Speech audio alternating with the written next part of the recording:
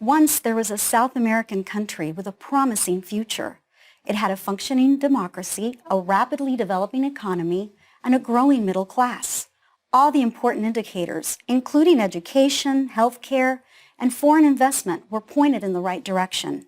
It was far from perfect, but the mood was hopeful, and with good reason.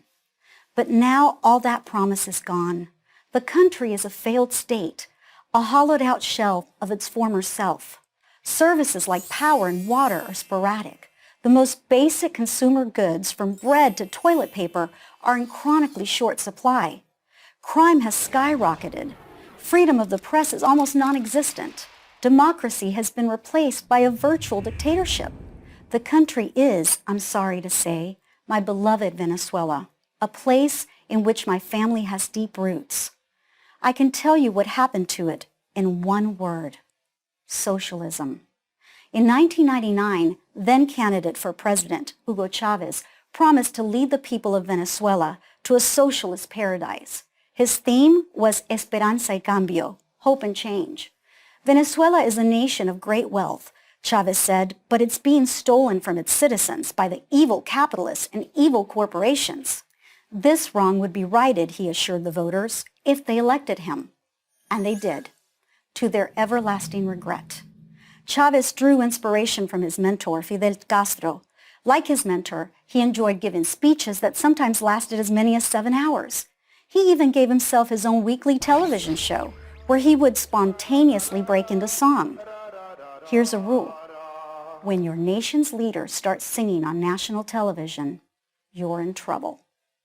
Under Chavez, the government of Venezuela took over industry after industry. The government, he assured everyone, would run these businesses better than private enterprise, and the profits would be shared by the people.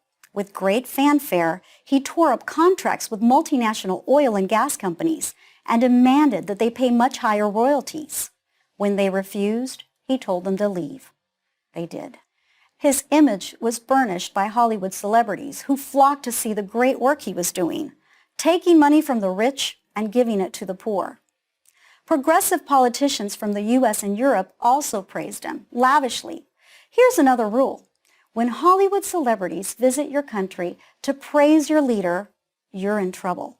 When the leader sings on national television and is praised by Hollywood celebrities, you're doomed. Socialism always works in the beginning, so people are fooled in the beginning. It's easy for governments to confiscate money, but eventually, there's no more money to confiscate. In the case of Venezuela, I mean that literally. People who could get money out of the country did. Many left the country altogether.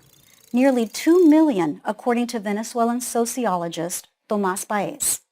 The wealth creators continue to create wealth, but they created it somewhere else, Miami or Madrid, and other places around the world. When Chavez first ran for president in 1999, he said he would leave in 2 years if people weren't happy with him. But, like Castro, Chavez never had any intention of giving up power. He died in office in 2013, replaced by his vice president, Nicolás Maduro. Maduro is Chavez without the charisma or the voice. The country is now a pariah, shunned by the world and isolated. It's so bad that many international airlines refuse to fly there. People stand in lines for hours just to get food. Sometimes they walk away empty-handed. A recent survey found that 75% of Venezuelan adults lost weight in 2016, an average of 19 pounds. This national weight loss program is known cynically as the Maduro diet. Still, Maduro holds on to power. Opposition leaders and journalists who report the truth are jailed. Venezuela is a cautionary tale. Once a country goes down a socialist path, there's no easy way back.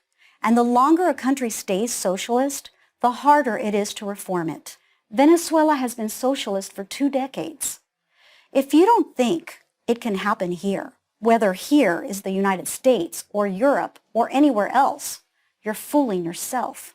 When people get used to depending on the government, no matter how poor they remain, that dependency is hard to break.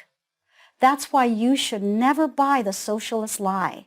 Socialism is a drug, and like a drug, It feels great at first, but eventually it will ruin your country, just like it ruined Venezuela. I'm Debbie D'Souza for Prager University.